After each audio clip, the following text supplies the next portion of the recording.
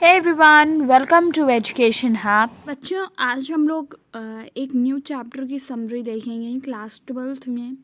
That is the rat trap. बहुत ही अच्छी थीम्स और समरी हैं इस चैप्टर की बेसिकली, एंड आप इससे अपने आप को कनेक्ट कर पाओगे and you will come to know what's going around the world. So let's see. First of all, as we always do, we will be discussing first of all the theme, right? So here you can see on your screen the theme of this story is that most human beings are prone to fall into the trap of material benefit. Means ये जो story है basically उसकी theme यही है कि बहुत सारे maximum of the लोग जो हैं वो हैं क्या हो जाते हैं, वो मटेरियल बेनिफिट मीन्स सामान का क्या यूज़ है, या फिर वो fall in love with the material not human beings. मतलब वो आर्टिफिशियल चीज़ एबायोटिक चीज़ों के लिए फॉल करते हैं, उनके ट्रैप में फंस जाते हैं, right? So basically main theme यही है। However every human being has an essential goodness that can be awaken through the understanding and love.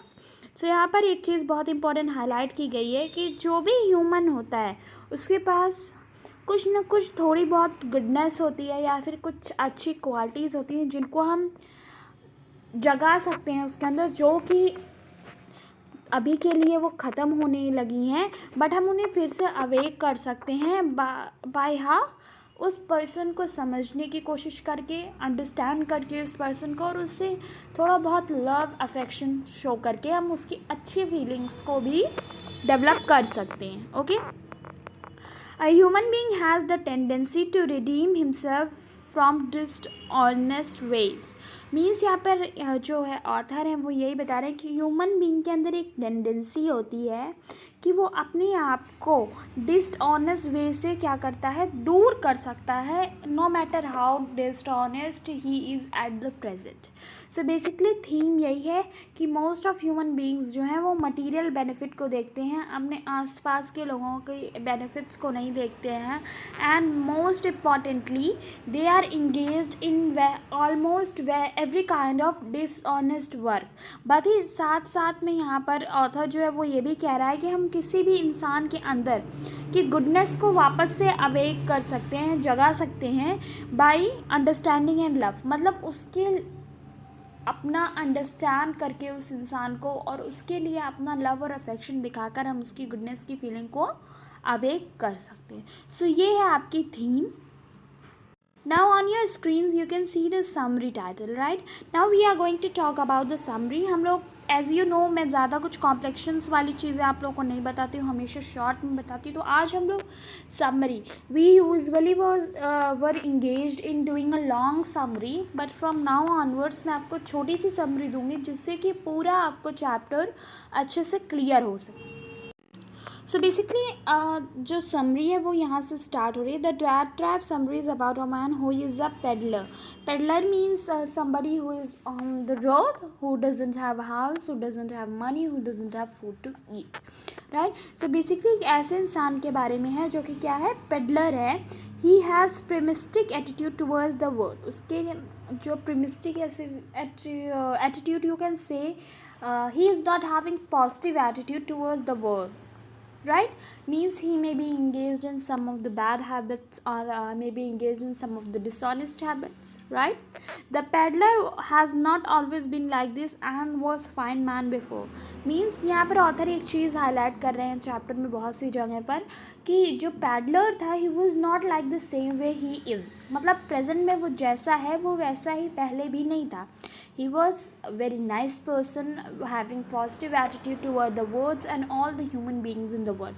But maybe सब कुछ circumstances ऐसे हुए या फिर कुछ situation उसके सामने ऐसे आए जिसकी वजह से उसे इस तरीके का बनना पड़ा। He started having primitive attitude towards the world, right?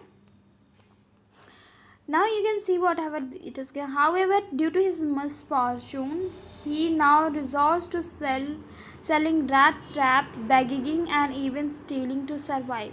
So यहाँ पर देखो आपको बहुत सारी बैड हैबिट्स हाईलाइट की गई हैं, like you can see selling rat traps, begging means होता है जो बच्चे भीख मांगते हैं रोड के साइड, दैट और वो किस में इंगेज है, स्टीलिंग में इंगेज्ड है।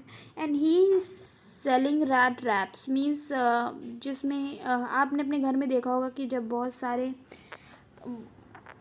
चूहे हो जाते हैं तो मम्मा एक you can say box like structure use करते हैं जिसमें चूहे फंसते हैं। So that may be the rat trap over here, right. It is actually that rat trap. So वो बता रहे हैं, होल समरी में हमें ये बताया गया है कि एक मैन है जो कि पेडलर है, उसका पॉजिटिव एटीट्यूड नहीं है, प्रेमिस्टिक एटीट्यूड है towards the world, right. But यहाँ पर उसका एक चीज़ ऑथर ने यहाँ पर हाईलाइट की है that he was always not like that, मतलब वो पहले से हमेशा से ऐसा नहीं था। Maybe due to some circumstances, due to some situations वो पर्सन अभी प्रेजेंट में ऐसा बन गया है, बट अपने पहले इस टाइम के पहले he was not like this same, okay. और यहाँ पर मैम जो आपका ऑथर है वो ये भी बता रहा है कि मे बी वो इससे अपनी बुरी किस्मत बोल सकता है, राइट।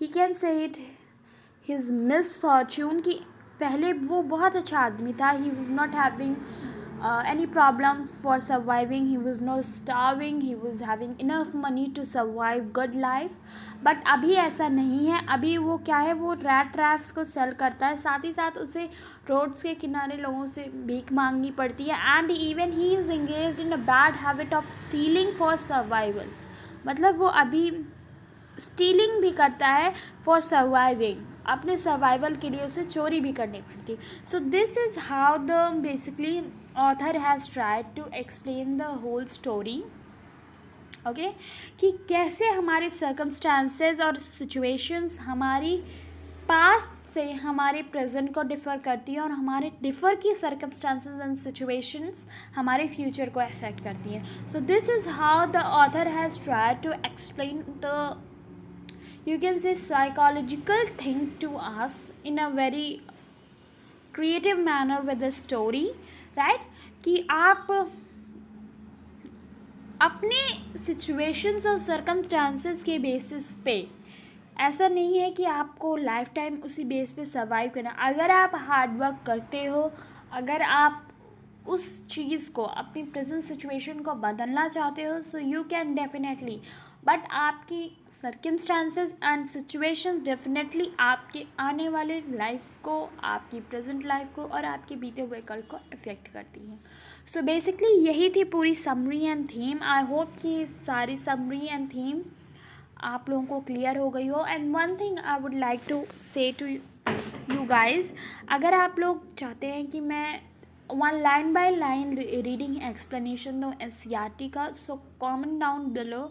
अगर मुझे लगता है कि you are needing these things, so I will tell you the line by line explanation, and उसमें हम लोग इंपॉर्टेंट चीज़ें भी अंडरलाइन करेंगे that may be really helpful for your what actually your MCQ papers, right? So that's all guys for today, and thank you so much for watching the video. If you like the video, hit the like button, do share and subscribe to my channel.